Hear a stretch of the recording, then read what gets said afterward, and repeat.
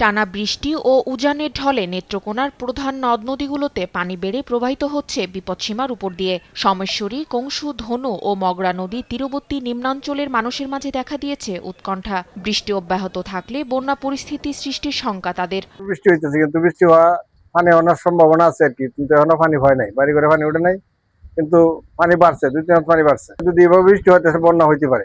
আমরা কাজ কাম নাই, বন্যা হয়ে যায় আমরা বিরাট সমস্যা করে দেয়, পানি অনেক বাড়তা আছে পাহাড়ি ডলে। সুনামগঞ্জে সুরমা নদীর ছাতক পয়েন্টে এবং মারকুলি পয়েন্টে কুশিয়ারা নদীর পানি বিপৎসীমার উপর দিয়ে বইছে। মেঘালয়ে ভারী বৃষ্টিপাত অব্যাহত থাকলে নদ নদীর পানি আরও বাড়তে পারে বলে জানিয়েছে বন্যা পূর্বাভাস ও সতর্কীকরণ কেন্দ্র। অন্যদিকে লালমনিরহাটে তিস্তার পানি কিছুটা কমেছে। এদিকে হবিগঞ্জের সদর উপজেলার লস্করপুর ইউনিয়নে বাঁধ ভেঙে প্লাবিত হওয়া এলাকা থেকে নেমেছে পানি, ফুটে উঠেছে ক্ষয়ক্ষতির চিত্র। কৃষি, মৎস্য, প্রাণী সম্পদ ও গ্রামীণ সড়ক মিলিয়ে ক্ষতির পরিমাণ প্রায় 200 কোটি টাকা। ক্ষতিগ্রস্ত হয়েছেন 30,000-এর বেশি মানুষ। ত্রাণ বিতরণের পাশাপাশি ক্ষতিগ্রস্তদের তালিকা প্রস্তুতের কাজ ও নদী ভাঙনের জায়গাটি পুনরায় বাদ দেওয়ার জন্য কাজ করছে প্রশাসন।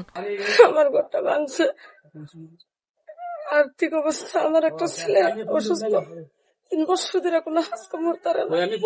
আমি খাইতে থাকতে পারতাম না, গোটা তুলবার টাকা পয়সা নাই, কাজকর্ম করে খাই মানুষের বাড়িতে।